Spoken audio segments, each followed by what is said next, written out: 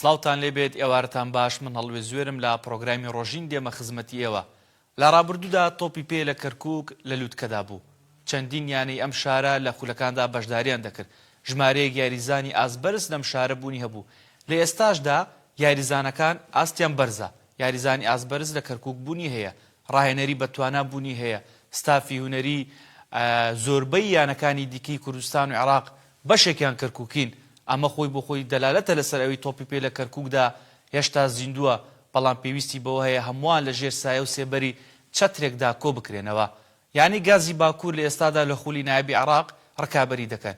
یانەکە لەم وەرزەدا ئاستیان جێگای دڵخۆشیە، ئەنجامەکانیان جێگای دڵخۆشیە، توانیویانە 23 خاڵ کۆ بکەنەوە لە پلەی چوارەمی ڕزبەندیدا بن.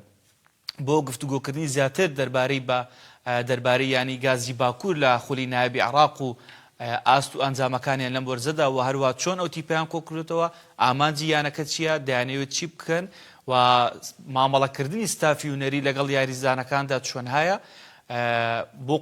ئەمە بۆ قۆناغی یەکەم. بۆ قۆناغی دۆمش پلانیان چی دەبێ و چی لە بەرنامەکەیاندا هەیە، چی لە هەکبەکەیاندا تاوەکو پێشکەش بە وەرزشی کەرکووک و شەقامی وەرزشی و هاندەران و تۆپی پێی شارەکەیان بکەن.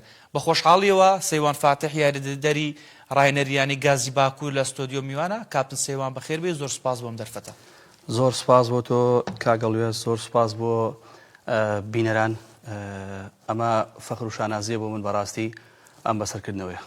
کاپتن لە ساڵانی ڕابردوو بۆ پێیکەوە ئێمە وەکو دەستگاکانی ڕاگەیاندن ڕووماڵی خولەکانمان کردو. خولی نایبی عێراق ئاستێکی بەرزیە بووە.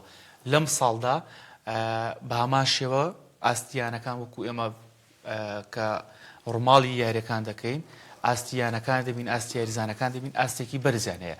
بەڵام ئێوە وەکو ستافی هونەری بەردەوام خوێندنەوەی جیاوازتان هەیە، وەکو جیاواز لە چین و توێژەکانی دیکە. خوێندنەوەی تۆ وەکو یاریدەدەری ڕاهێنەری ینی گازی باکوور بۆ ئەم وەرزەی خولی نایبی عێراق چۆنە؟ بەڕاستی کاگەڵوێست ئەمساڵ خولی نایبی عێراق زۆر بەقوتە، یعنی خولەکە زۆر بەهێزە، خاڵ وەرگرتن تایە زۆر قورسە، یعنی بەڕاستی ئیشێوێت لە ڕووی زۆر شتەوە، چ مادیت لە ڕووی مادیەوە چ لە ڕووی یاریزانەوە. بەڕاستی یعنی دەبێت ئیشی بۆ بکرێت، چونکە خولەکە لای هەمووان ڕوون و ئاشکرایە دەمانگە. بەڕاستی ئەم دەمانگە جوه دەوێ، مەسروفاتێکی زۆر زۆر قورسێوێن. ساڵ بە ساڵش خۆتان باش ئەزانن خولی عێراق بەهێزتر دەبێت، خۆتان نەیبینین ئێستا. خاستن ئەم خولی ئێمە بەڕاستی ئەتوانم بڵێم ئێستا خولی ئەستێرەکانی عێراق لە ئاستێکایە و تەواو، بەڵام ئەم خولی ئێمە شەڕی تایە، شەڕی دابەزین، شەڕی سەرکەوتن، یعنی زۆر نادی بەڕاستی لە ئەستێرەکان بۆ دابەزی و ئێستاکانە ئەوێ سەرکەوێتەوە. بۆیە من لێرەوە ئاماژە بەواکەم ئەم خولە بەڕاستی زۆر قورسە. باشە کاپتن، بۆ پێیکەوە جەنابەت لە خولی کوردستانی شکاری ڕاهێنەرایەتیت کردووە، لە چەندیانەیەکدا بوویتە، ئێستاش لە خولی عێراقی بەردەوامی بەکاروانەکە دەدەیت. جیاوازی نێوان ئەو دوو خولە پێم خۆشە تۆک و ڕاهێنەرێک کە هەردوو خولەکەت بینیوە بۆ بینەرانیشی بکەیتەوە. لە ڕاستیە کاکەڵوێست، یعنی جیاوازیەکی زۆری هەیە، یعنی خولی کوردستان لەگەڵ خولی عێراقی جیاوازی هەیە، لای هەمووان ئاشکرایە. ئێستا خولی کوردستان ئەو احتیمامی پێ نادرێ بەڕاستی چی یاریزان هەیە. ئێمە چەند یاریزانێکمان ئەتوان بڵێم پەرچێش کردو بۆ یانەکەی خۆمان لە خولی کوردستانەوە، یعنی یاریزانەکان احتیمام ئەدەن بە خولی عێراقی. بەڕاستی خولی عێراقی جیاوازە، متعی هەیە، یعنی ئەتوانم بڵێم پێرفێکتە لە ڕۆی زۆر شتەوە، جیاوازێکی زۆر زۆری هەیە، تەنانەت لە ڕووی یاریگاکانەوە، یعنی بەسیتری شت. باشە کاپتن، باس لەوە کردکەوە خولی نایبی عێراق قورسە و خولەکانی عێراق بەگشتی قورسن. بۆ تێگەیشتن لە ڕووی چۆن بڵێ تێگەشتنی هاندەران بۆ قورسی ئەو خولەت تا ڕادێک زەحمەتە، یعنی بە ئەستەم تێدەگەن کەەوە بزانن خولەکە قورسە. کاتێک کە یانێک دەبینی شکست دێنێت، یاخود ئەنجامێکی خراپی دەبێت، یاخود دوو یاری لەسەر یەکسان بێ، ئیتر هەموو هاندەران هەموویان تێکڕاپێکەوە هێرشەکەن بۆیانەکەلن ئەنجامەکانی خراپە. بەڵام بۆ لەوە تێناگەن کە خولەکە قورسە، یاخود بۆ کارێک وا نەکراوە لەلایەن یانەکانەوەی خولە لایەن ڕاهێنەران وەرزشکاران تاوەکو شەقامی وەرزشی تێبگەندرێت دەوەی کەوا خولی عێراقی قورسە، ئاسانی وەکو خولەکانی کوردستان. بەڵێ کاگەڵوێست، من لایەنەکەی خۆمانەوە بۆت باسەکەم، ئێمە سەرەتا ئەنجامان زۆر وەکو پێویست نەبوو، باش نەبوو. یعنی لۆدێکی زۆرمان لەسەر بوو لە ڕووی هاندەرانی خۆمانەوە. بەڕاستی یعنی سەرزەنشتی ڕایەنەرەکەمانە نەکرد، سەرزەنشتی ئێمەیان نەکرد، سەرزەنشتی ئیدارەیان نەکرد. من دوور بووم لەم خولە، بەڵام ئێستا ئاشنای ئەم خولە بوومە، ئەزانم ئەم خولە چەندێ قورسە و خاڵکۆکردنەوە چەندێ قورسە بەڕاستی. یعنی تۆ بۆ نمونە یاریەکت لە کەرکووکە، یاریەکەی ترت لە بەسڕایە، تۆ 3 شەو و 3 ڕۆژ بەڕێگاوی ئەڕۆی بۆ ئەو یاریە. یعنی لەوێ بە خاڵی دیتەوە هاندەر یان خەڵکێک بە کۆمنتێک سەرزەنشتەکە نە با خۆی بێتە ئەمر واقع بابێتە ناو واقعەکەەوە، ئەنج ئەزانێ ئەم خولە چەندێ قورسە. بەڵێ کاپتن، ئێوە کە سەرەتا دەست بەکار بن وەکو ستافی هونەری، جەنابەت وەکو یاریدەدەر و کاپتن قسەی وەکو ڕاهێنەری سەرەکی و پاشان، ڕاهێنەری گۆڵپارێز و ڕاهێنەری توانای جەستی ئێمە، ئێوە وەکو ستافەکەتان بەگشتی چی داواکاریەکتان لە ئیدارە هەبوو و داواکاری ئەوان بۆ ئێوە چی بوو؟ بەڕاستی لە ڕووی زۆر شتەوە ئیدارە درێغی نەکردووە، پاڵپشتمانە، پاڵپشتیشی تۆکمەیە، بەتایبەتی کاگوریا و کاک تەیمور و کاپتن حوسێن ڕاحی. یعنی ئەو سیانە ئەتوانم بڵێم سێ کوچکەی نادیەکەن قسوودیان نەکرد ڕووی زۆر شتەوە. ئێمە دانیشتین لەگەڵانە بەڕاستی تموحی سەرکەوتنی هەیە نادیەکە، بۆنە ئێمە تیپێکمان دروست کرد کە بتوانین منافەسەکەین، بەڵام سوپاس بۆ خوای گەورە ئەوە تا ئێستا و تموحە دروست بووە. ئێمەش هیچ لە تیپەکانی تورە فەرقەکانی تر کەمتر نین، تیپێکی باشمانەیە، تیپێکی تۆکمەمانەیە، پشتیوان بەخوا بە پاڵپشتی ئیدارە شتێ باش دەکەین بۆ جەولەی دووەم ئەتوانین زیاتر تەتەوڕ بەم تیپە بدەین، ئەم تیپە 3-4 یاریزانتری بۆ پەرکێشکەین، لەگەڵ ئەم یاریزانەی خۆمانە تەولیفێ بەقوتر دروستە بێ، پشتیوان بەخوا توانین شتێ بکەین بۆ خولی ئەستێرەکانی عێراق. باشە، ئامانجی سەرەکی هەردوولاتان ئێوە وەکو ستافی هونەری پاشان ئیدارە، ئامانجی سەرەکیتان چی بوو؟ خاڵێکە بووکەوە هەردوولات زیاتر جەختی لەسەر بکەنەوە؟ بەڵێ ئێمە هەر لە بیدایەتەوە دانیشتین لەگەڵ ئیدارەیانە. ئیدارەیانە بەڕاستی هەموو شتێکی وەکو پێتم وت متوفر کردو بۆمان. ئەو تموحەش دروست بووە الحەمدلله. هەر کاپتن قوسەی کە دانیشت لەگەڵ ئیدارە و دانیشتین، گوتی من تیپە دروست دەکەم بۆ منافەسە و ئەگەر ئێوە پاڵپشتم بن من ئەم تیپە تموحی سەرکەوتنی لێبەدیەکەم. لە ڕووی داراییەوە تا چەنە پاڵپشتانە؟ سوپاس بۆ خوای ئەوەندەی من هەستی پێ بکەم و ئاگادار بم و زانیاریمە بێ، سوپاس بۆ خۆی ئێستا کێشەی دارایی لەیانەکە بوونی نییە. سوپاس بۆ خوای گەورە، توانم بڵێم تا ئەم دەقەیە هیچ کێشەیەکمان نییە و بە پشتیوانی خوای گەورە ئەنجا ئەو ستافە تۆکمەیی کە لە ئیدارە بە سەرپەرشتی کاگوریا ئینشاءڵڵا هیچ کێشەیەکی داراییمان نابێ و تا ئەم دەقەیە ڕاتب نادیمان تاخیر نەبووە. باشە کاپتن، باست لە پاڵپشتەکانی ئیداری یانەکە کرد. ئەمە تا چەندێک گرنگە، نەک تەنها لە یانی گازی باکوور، بەڵکو لە تەواوی یانەکانی دیکە. تەنها مشرفی یاریەکان ئاگادار نەبێت لە دۆخی تیپەکە، تەنها مشرفی یاریەکە سەرپەرشتیاری تیپەکە لە تیپەکەەوە نزیک نەبێ، بەڵکو پێویستە هەموو کارجێڕی یانەکان پێکەوە کاتێک کە تیپێک دروست دەگرێت پێکەوە پاڵپشتیان بکەن، پێکەوە هانیان بدەن. ئەمە تا چەندێک گرنگە، تا چەند لە ڕۆمانەوەیەکەوە بۆ ئێوە زیاتر دافع دەبێ بۆتان، پاڵپشت دەبێت یاخود هانتان دەدات؟ خۆی کاکەڵوێست کە تیپ دروستە بێت جگە لە ئیدارە مشرفێک کەسێک تەرخانەکە ببێتە مشرفی تیپ، ڕاهێنەر یاری دەدەی ڕاهێنەری گۆڵپارێز، ئەنجا ئەو مشرفە کە ئیدارە دایانێ ڕاستەوخۆ لە ستافی هونەریەوە ئەو راپۆرتانە بەرزەبێتەوە بۆ مشرفش بەرزێکاتەوە بۆ ئیدارە. بەڵام لێرە سوپاس بۆ خوای گەورە ئێمە هەموو یاریە سەرۆکی یانەکەمان لەگەڵ سەرجەم هەیئەی ئیداری یانەکە ئامادەن لە یاریەکان، بە تایبەتی کاگوریا پاڵپشتێکی زۆر زۆر تۆکمەی بۆ تیپەکە دایم هەموو یاری لە ساحە ئامادەیە و بە بێ درێغی. باشە، کاتێک کە تیپەکەتان دروست کرد، من لە نزیکەوە سەردانم بکردن ڕاهێنەرێکی چڕ پڕتان دەکرد، یعنی هێشتا ماوەیەکی زۆرش مابوو بۆ دەست پێکردنی خولەکە، بەڵام ئێوە فشارێکی زۆرتان کرد بۆ سەر یاریزانەکان، چی لە ڕووی توانای جەستی و چی لە ڕووی هونەری و یعنی کاتێک کە ڕاهێناتان دەکرد من وام دەزانی بانی یاخود دووبانی ئێوە تەواو دەچن دەست بە خولەکە دەکەن، یعنی هێندە یعنی بەوردی کارتان لەسەر یاریزانەکان کرد. خۆی کاکەڵوێست ئەم خولە ئەگەر تۆ بتەوێ تیپێکی پێرفێکت دروستکەی لایەنە علمیەکەی نابێ ینی لە 6 هەفتە کەمتر بێت. سوپاس بۆخوای گەورەی ئێمە دەستمان پێکرد بە لە 6 هەفتە ئیعدادێکی سڕ و پڕمان کرد، ئیعدادێکی زۆر باشمان کرد. ئاماژەش بەوە کەم ئێمە ڕاهێنەرێکی با بڵێن توانای جەستەیمان هەیە. ئەوش کاپتن ئاسعادە سوپاس بۆخوای گەورەی ینی توانم بڵێم لەگەڵمانە ینی یەکدەسین تیپێ باشمان دروست کرد بە ئامادەبوونی جەناب شت کە هاتی لێوێ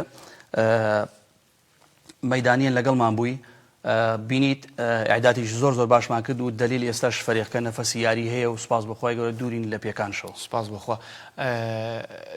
تا چەندێک هەوڵتانداوە متمانە بکەنە سەر یاریزانی ناوخۆی کەمترین یاریزانی پیشەگەرتانە بێت و ئەوەندەی من ئاگادار بووم و چاودێری خولەکانی عێراقم کردبێ پێویستە یاریزانی پیشەگەرش بوونیە بێت. کاگەڵوێست من لە سەرتا ئاماژەم پێکرد ئەم خولە قورسە ئێستا بەرامبەر هەر تیپێتۆ یاریەکەی ئەو تیپە ئەتوانە بڵێم 7 بۆ 6 یاریزان پیشەگەری هەیە، یعنی ئەتوانە بڵێم ینی یاریزانەکان لە فۆرمەن تۆش مەحاڵە دەبێ ئەم تیپە یاریزانی پیشەگەری تیابێ. ئێمە هەوڵمانداوە تەولیفێکمان دروست کرد لە یاریزانی ناوخۆ، لە یاریزانی دەرەوە، لە یاریزانی پیشەگەر، لە یاریزانی ناوخۆی کەرکووکش. ئێستا لە خولی نایبی عێراق مەرجە هەر تیپێک هەریانێک کە بەشداری دەکات بۆ نمونە 4 تیپ بەلای کەمەوە 4 تیپی هەبێت. ئێوە تیپی ڕەدیفتانەیە، تیپی دووەم. تەمەنیان گونجاوە بۆ یاریکردن لە تیپی پێشکەوتوان هەرچەنە تا ڕادێکش قورسە بۆیان لە خولی نایبی عێراق بەرامبەرەوەی هەمویانە بێزیاری بکەن و ئێستا مەرجیشە تیپی یەکەم 5 یاریزانی تیپی دووەمی تێدا بێت. تا چەندێ توانیتانە سوود لە توانەکانیان ببینن؟ کاگەڵوێست تاوان یەکەی تۆپی عێراق ئەمە وەکو مەرج ئەم خاڵەی داناوە هەر تیپێک دەبێت 5 یاریزانی خوار 21 ساڵ لەگەڵ یابێت. ئەمە جگە لەوەی کە تۆ لیستی یاریزانەکان بۆ نمونە 30 یاریزانە مەعاداوی 30 یاریزانە بۆ تەیە 5 یاریزان لە ڕەدیفەوە سەرخێتە سەرەوە. ئەو ڕاهێنەرەشی تر بە پێی عەقلیەت و بە پێی توانای خۆیان بتوی توانای ئەو یاریزانە هەر یاریەک لەو تیپی ڕەدیفە با بڵێن پێوترێت تیپی دووەم کام یاریزانی بێ ڕایشە بۆ نمونە سەمە یاریزانمانەیە لە ڕەدیف شاریەکات بەعزە یاریەک خۆمان ئەو یاریزانانە چێنکەوە تواناشیان باشە؟ بەڵێ زۆر ئاستیان باشە و لە هەردوو تیپەکە با بڵێن ئێمە ئیسفادەمان لێیان کرد. بۆ نمونە چێلەوانە بڕیار مامۆستا عەدنان بەڕاستی یەکێکە لە یاریزانە باشەکان لەسەر ئاستی کەرکووک و با بڵێن دەرەوەی کەرکووکش ئێمە لە هەردوو تیپەکە ئیسفادەمان لێ کرد. بۆ نمونە ڕۆژە یاری کردووە لەگەڵ ڕەدیفە یاریەکەیان لە بەغا بۆ هاتۆتەوە یەکسەر کاپتن قوسەی تەلەفۆنمان بۆی کردووە فەوری گەیشتۆ پێمان لەگەڵ خۆمانە سەفەری بەسڕای کردووە. ئەمە ینی قورسیشە بۆ یاریزانێک لە دوو تیپی شیاری بکاتەوە و ڕاهێنەر هەست بە معاناتەکانشیان دەکەن. بەڵێ تەبانێ چۆن قورس نییە ئەو یاریزانە یاری کردووە لە بەغا هاتۆتەوە سەفەرە هاتۆتۆ بۆ فەوری لەگەڵ تیپەکە سەفەری بەسڕای کردووە. کاپتن بۆ پێیکەوە کەرکووک لە کوردستان و نزیکە لە شارەکانی کوردستان و نزیکە تا چەندێک سوودتان لە خولەکانی کوردستان بینیوە کاتێک کە یاریزانێک دەبینن لە یانەیەک لە خولەکانی کوردستان چی نایب بێت چی پلێک بێت ئاستێکی بەرزیە و بتوانن بانگشتی بکەن یا خود بێنە یانەی گازی باکوورەوە؟ کاگەڵوێست من بە حکومەوەی ساڵانێک لە خولی نایابی کوردستان لە خولی پلەی کوردستان ئاشنای ئەو خولە بووم. چاودێری یانەکانەکەم بەڕاستی یاریزان هەیە، یاریزانێ ئاستی زۆر باشە، توانای ئەم خولەی هەیە.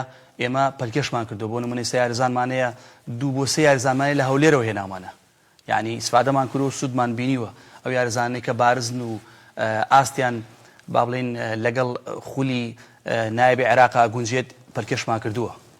کاپتن لە ڕۆژهەڵاتی ناوەڕاست بەگشتی نالم تەنها عێراق یاریزانەکان بە شێوازێکی پیشەگەرانە مامەڵە ناکەن، بەڵام ئێوە وەکو ستافی هونەری تا چەندێک لە نزیکەوە چاودێری دۆخی بۆ نمونە خەوتن خواردن ڕاهێنانەکانی یاریزانەکانتان دەکەن تا چەندێک هەوڵتان داوە بە شێوازێکی پیشەگەرانە مامەڵە بکەن لەگەڵیانە؟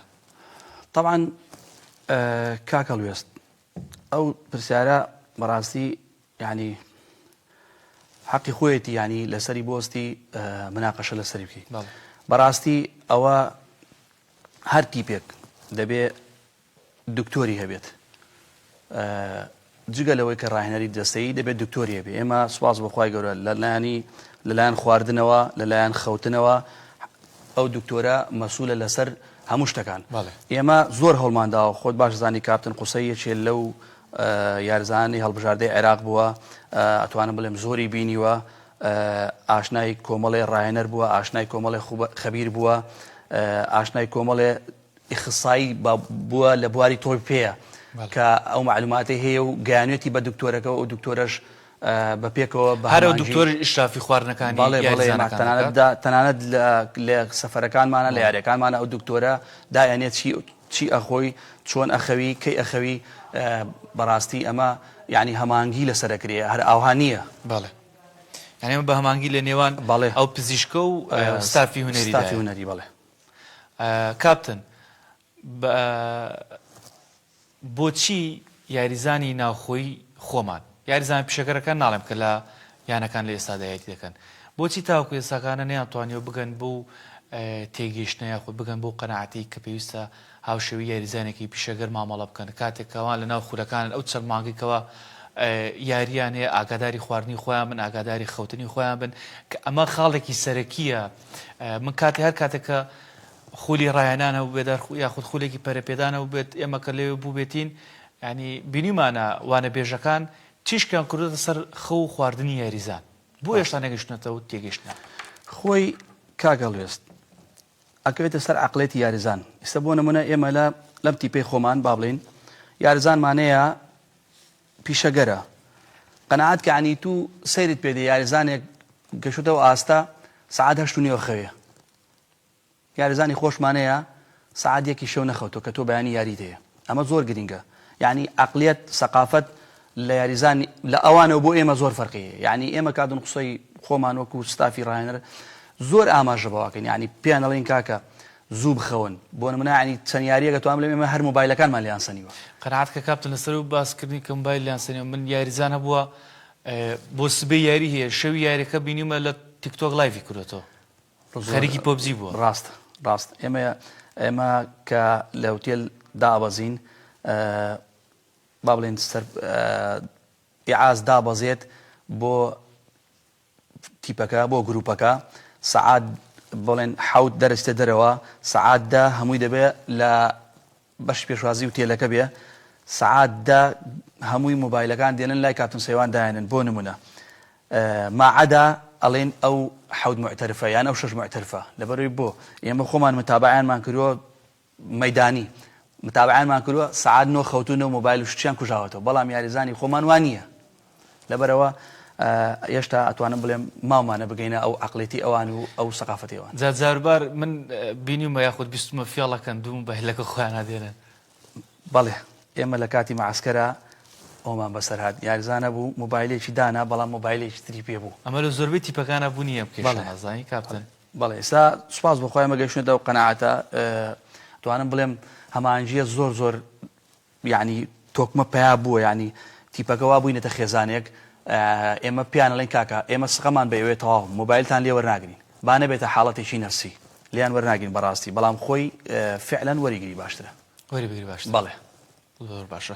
کاپتن ئەو پلانی ئێوە وەکو ستافی هونەریدا تا ناوە چەندێکی تاتوانیەوە جێبەجێ بکەن و تا ئێستا لە پلانەکانی خۆتان یاخود ئەو کارانی کوردتانە لە جێی تومەحیەوە بۆ وەکو ستافی هونەری.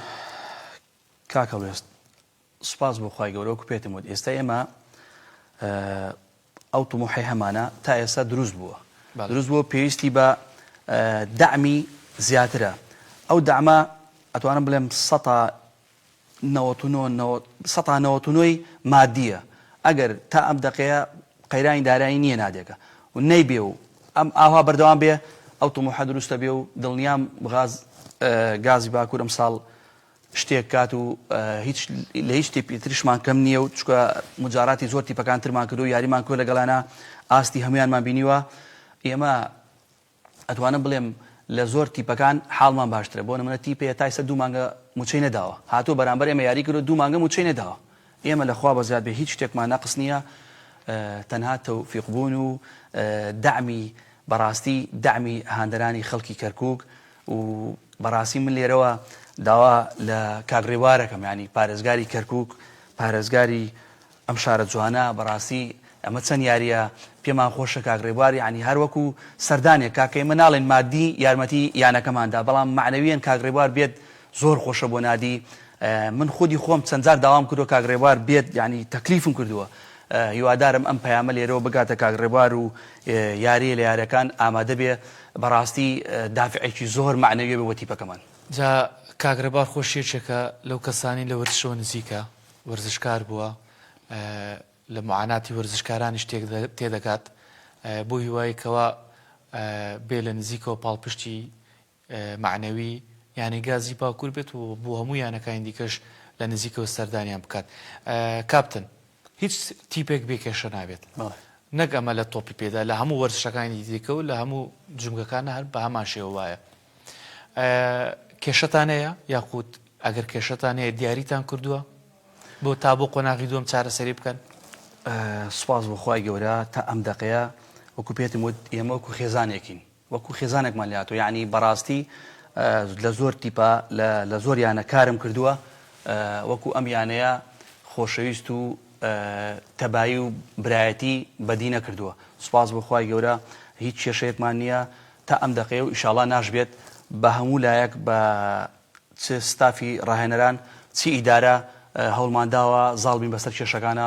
سوپاس بۆخوای گەورەی کێشێکمانی و ئیشاڵڵا وعدی ئەوەشمان وەرگرتەوە گفتمان وەرگرتووە لە سەرۆکی یانەکە و لە ستافی یانەکە کە چەند نەقسێکمانەیە چەند یاریزانێک لە مەرکەزێک نەقسمانەیە بۆی تیپەکە زیاتر پێرفێکت بێ و بتوانین جەولەی دووەم ململانێکی بەڕاستی جەولەی دووەم لە هەموو خولێکە جەولەی دووەم قورسە بێ خاڵگرتن وەکو جەولەی یەکەم نابێ. ئێمە ئینشاءڵڵا ئەو گفتەمان وەرگرتووە لە سەرۆکی یانەکە و لە ئیدارەی یانەکە کە 5-6 یاریزان بۆ ئەتوانم بڵێم 4 ینی بە ڕاستی بڵێم 4 یارزانمانوێ دەبێت و 4 یارزانە بە هەر چۆنێ بێت پەرکێشیانکەین و دەستنیشانمان شکر و ئینشاءڵڵا جەولەی دووەم ئەوان لەگەڵمانە بن و خۆت شەیبینی ئینشاءڵڵا تیپێکی تۆکمەترە بینیت. ئینشاءڵڵا وەڵای ئێمەش بۆ ئومێدینکەوە تیپێکی باشمانە بێ یانێکی باشمانە بێ نەک تەنها لە خولەکانی عێراق لە خولەکانی کوردستانش بتوان ڕکابەری بکەن و دووبارە هەندەران ببینەوە لە یاریگاکانە ئامادەییانە بێ. کاپتن لە چی هەڵێکدا هەست دەکەیتەوە کێشەی زیاد زۆرتانە بێت؟ وەڵای ئێمە وەکو ستافی با بڵێن ڕاهێنەران دەستنیشانمان کردووە ئەتوانم بڵێم لە خەتی دواوە ئەمانەوێ لە هێڵی ناوەند ئەمانەوێ لە پێشەوەش یاریزانێکی پیشەگەرمانەوێ و بەڵام وەدی من متابع یاریەکانم کرد بێت چاودێرم یانی لە نزیکۆ بیری بێتم لە هێڵی بەرگری هەستەکەم کێشەی زیاترتر. بەڵێ بەڵێ توانم بڵێم یاریزانێک تا 2 یاریزانمان دەستنیشان کردووە و ئیشاڵڵا لەم ڕۆژانی داهاتوو پەرکێشانەکەین و ئیشاڵڵا ئاشنا بن لەگەڵمانە و تیپێ تۆکمەترە بینن ئیشاڵڵا. هەرچەندە تیپەکەمان زۆر تۆکمەیە تیپێکی ئەتوانم بڵێم لە ڕووی زۆر شتۆ پێرفێکتە. کاپتن باست لە تەبایی تیپەکە کرد یا کەوە کێ خێزانێک مامەڵە دەکەن ئەمە پێت وانییە بەشێکی زۆری بۆ ئیداریانەکە بگەڕێتەوە؟ بەڵێ ئێمە ئیدارەکە لەگەڵمانە بە هەموو شێوەیەک یعنی بەڕاستی من وەکو پێتم وت لە زۆر یانە کارم کردەوە یانە هەیە ئیدارە لەگەڵ دەستەی ڕاهێنەران نییە یان ڕاهێنەر لەگەڵ دەستەی ئیداریانێ. ئێمە سوپاس بۆخوای گەورە هەر تێبینیەک هەر ئەشکالێک هەبێت زوو بە راپۆرتێک ئەیدێنە مشریفی تیپەکەمان مشریفی تیپەکەشمان بەرزێکاتەوە و سوپاس بۆخوا هیچ درێغێک نییە و هیچ ئینێک نیە هەمانجێکی زۆر تۆکمە هەیە فەرەکەمان زۆر بێ کێشەوی ئینشاڵڵا هەروە شەمێنێتەوە. کاپتن ئێستا سوپاس بۆخوا خۆشبەختانە ئەنجامەکانتان پێرفێکتە و جێگەی دڵخۆشیە یاری داهاتووتان لەگەڵ یانی عەفەکە لە ئێستاوە کارتان بۆی کردووە؟ بەڵێ ئێمە وەکو پێتم وت ینی کارتن قوسەی ئەتوانم بڵێم معلوماتێکی سێ خاڵە زۆر گرنگە بۆ گازی باکوور. بەڵێ بەڵێ معلوماتێکی زۆر چاکیە لەسەر و تیپانی خوارەوە بە حکومەوەی لە کۆمەڵێ یانەکانە ڕاهێنەر بووە. قەناعەت کە لە ژووری مەحازەرە باسی ئەو یاری بەحریمانە کرد لە یاریەکە دەرچوو بۆ یاری عەفەت وتی من ئەگەر ئەیوە ئەم یاریە 3 خاڵم بۆ دەستەبەرکەن یاری عەفەک لەسەر من هەرسەنێ لە تۆپی پێیامە قورسە بەڵام بە لە خۆڕادیتنەوە ئەمەی گوتی ئەوەی یاری عەفەک بۆ مندانن ئێمە ئەو سێ خاڵی ئەوێ زۆر گرینگە بەڕاستی دوای سێ خاڵە پێشمەرگە دێ بۆ لەمان یعنی ئێمە دامان ناوە ئەم جۆ لێ مەهمایکون دەبێت نۆ خاڵ یاری پێشمەرگەش قورسە یاری لوتکەیە خۆی کاکەڵوێست با پێت بڵێم واقع تیپێ لەسەرەوە بێت هەر تیپێکش لە خوارەوە بێت تۆ کە یاری تێ لەگەڵی ئەو تیپەی خوارەوە حسابت بۆکە جات لەوەی کە ئەو تیپەی سەرەوە لەوەی لایانی غوڕور یان لایانی کۆمەڵێ شت ڕوو بدات ئەیتر تۆ ئاست دۆک و پێویست نەبێ ئەو تیپەش بەرامبەر تو ئەوێ خاڵ وەرگری و بێتە سەرەوە بەڕاستی وەکو پێت من جەولەی دووەم ململانەکە قورسە بێت پاش ئەم یانەکانی دیکە کە لە خواری و ڕزبەندیەوەن هۆکارەکەی چییە کاتێک بەرامبەر بەیانە گەورەکان یاریەکان بەهێزتر دەرەکەون وەک لەوەی لەکە لەگەڵ یانەکانی خوارەوە یاری بکەن ئەوەیە کەوا حساباتێکی باشترەکەن یاخود یانەکەی کرد لە سەروی ڕزبەندی و حساباتێکی باش بۆ ئەو یانێ ناکە کە لە خوارەوەی لە خواری و ڕزبەندیەوەیە ئەمە جێ ئاماژەیە کاگەڵوێز بەڕاستی ئیستا یانەی شورتە خۆتەی بینی لە خولی با بڵێن ئاسیاوی دەرەوە بەڵێ لە خولی ناوخۆشکە یاریەکە لە خولی ئەستێرەکان یاریەکە کات ئەتوانم بڵێم فول هجومی یاریەکات حساب ئەتوانم بڵێم بۆ تیپی مقابل ناکە یاری خۆیەکە بەڵام کە ئەچێتە دەرەوە بەو نفسی ئوسلوب یاریەکە بە ئوسلوب یاریەکە کە لە خولی ئەستێرەکانی عێراق یاریەکە تووشی شکستیش قورسە بێ ئێمەش بۆ نمونە ئێمە لەگەڵ ئافەک یاریەکەین ئافەک لە ساحەی خۆیەتی هیچی نییە لە دەست لە سەوا لە چەنێمی ڕزبەندی سیانزەیە من ئەگەر هەڵۆ نەبێ بەڵێ ئێوەش لە چوارەمە بەڵێ ئەمە یەکسەر یعنی بۆی معادلەکە ئەتوانم بڵێم نزیک کاتەوە لە ئێمە مامایکون ئەڵێمە ساحەی خۆمە نابێ بدۆڕێم لەبەرەوە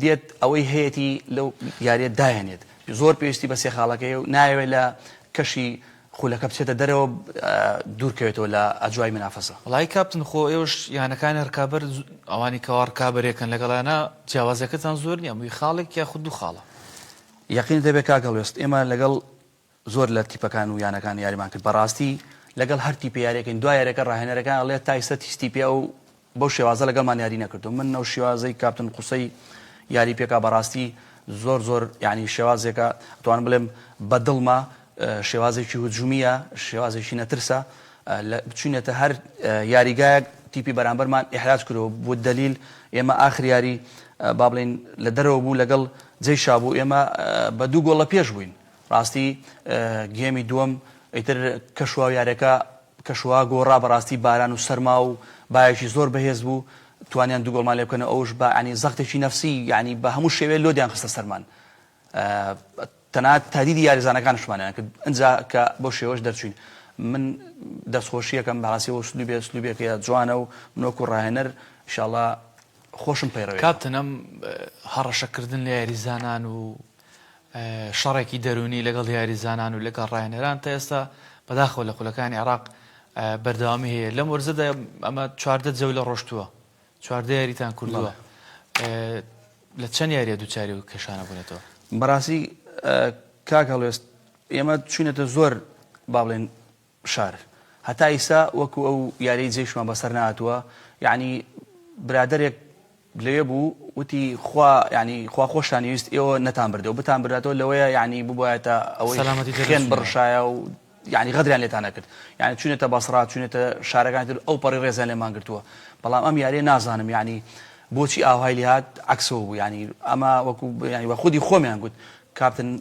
باش بوو یارەکە تعادل وەگەنا بە سەلامەتی دەرناچوو کاپتن ئەم تیپەیەوە کۆتان کردێتەوە بەڵێ توانای سەرکەوتنی بۆ خولی ئەستێرەکانی عێراقەیە یاخود گازی باکوور دەتوانێت سەرکەوێت بۆ خولی نایبی عێراق ئەمە بۆ شەقامی وەرچی کەرکووک بۆ وەرزشکاران بەگشتی زۆر گرنگە کاکەڵێست یعنی بۆ ناتوانێت سەرکەوێت ینی گازی باکوور هیچی لە هیچ یانەکانی تر کەمتر نییە ینی بۆ نمونە ئێمە یاری ودیمان لەگەڵ حدود کرد کە حدود دەڵێن لە ئەستێرەکانەوە دابەزیوە و تیپێکی ئاوا پێرفێکتە یاریمان کرد یعنی بەڕاستی ئەتوانم بڵێم بە تیپی دووەم شو یاریمان کرد لەگەڵ احراجیانمان کرد ئەوە حدودەوە ئەدۆڕێ ئەوە غاشەوە ئەیباتەوە لە کۆتاییشە دیارە چێ لەسەرەوەی و ئەوە سەرەکەوێ لێرە وەکو پێتم وت یعنی دامێکی ئەوێت هەم لە لای ئیدارە هەم لە لای با بڵێن پارێزگاری شارەکەمان کاکە یعنی من ئیستا دینەوە بۆ لای ئەو باسە یعنی من خۆم پێم خۆشە ینی کاگڕێوار سەردانی نادەکەمان کە کاکە مووسڵ چۆن سەرکەوت بۆ نمونە پارەکە یقینتانە بێ پارێزگاری مووسڵ هەموو یاری خۆی لە ناو مدەڕەج لەگەڵ هاندەرانە بوو. یعنی کەربەلەش لە چەند ساڵی ڕابردوو توانێت سەرکۆن بۆ خولێ سێرەکان کە ئێستا ئەوانشدا بەزەوان بۆ خولی نایب عێراق من ئاگام لێیان بوو پارێزگاری شارەکەیان یاخود ئیداری ئەو شارە بەڵێ پاڵپشتێکی باش بوو بۆ تیپار چەنە تەنای یەک گۆرزێکش توانێت لە خولێ سێرەکان بێنەوە.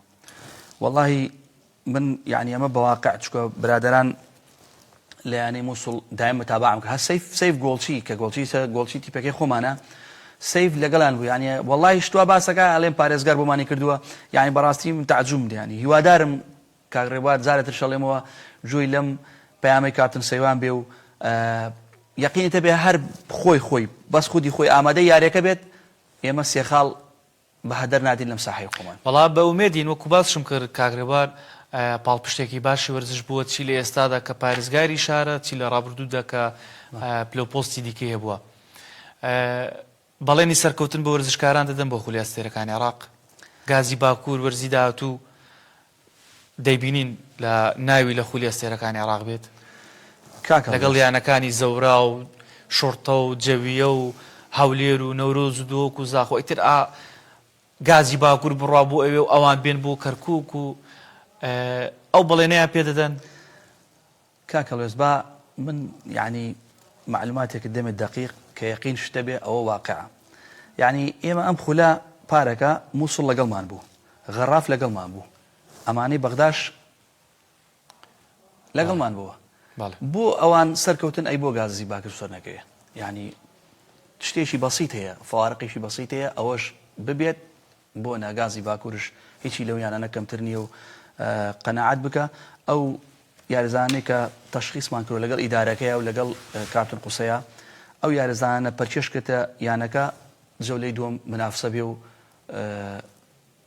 یعنی توانم بڵێم ئومێدی سەرکەوتن هەیە.